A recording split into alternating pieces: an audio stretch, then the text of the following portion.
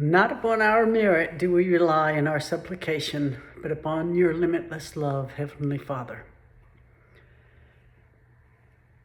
This is a discussion on the Yoga Sutras of Patanjali.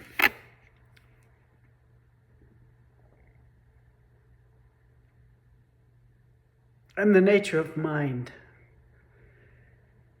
The Yoga Sutras begin now, an exposition of yoga. So that sums up pretty much the whole thing, but going on to the next group, yoga is the dissolution of the modifications of the mind.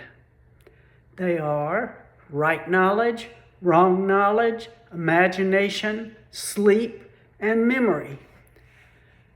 Now, this is actually an incredible tool to weed out the ignorance that just about everyone holds in their mind.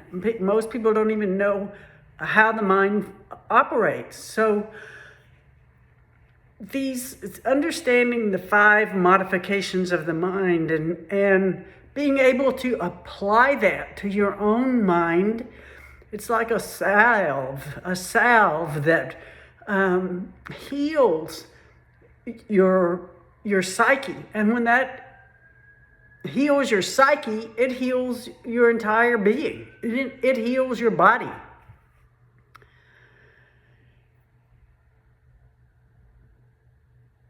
Tirumula, an ancient yogic sage about 3,000 years ago, said that being established in yoga causes youthing.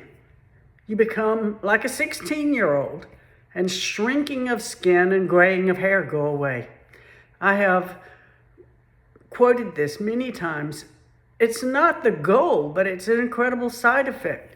If you think about the difficulty that we as humans face with our body becoming decrepit from aging, to preserve vitality until you've finished what you came here for, is a superior accomplishment. To be happy the entire time before you return home to God our Father, who is real and who loves us and who is a person in whose image we are made.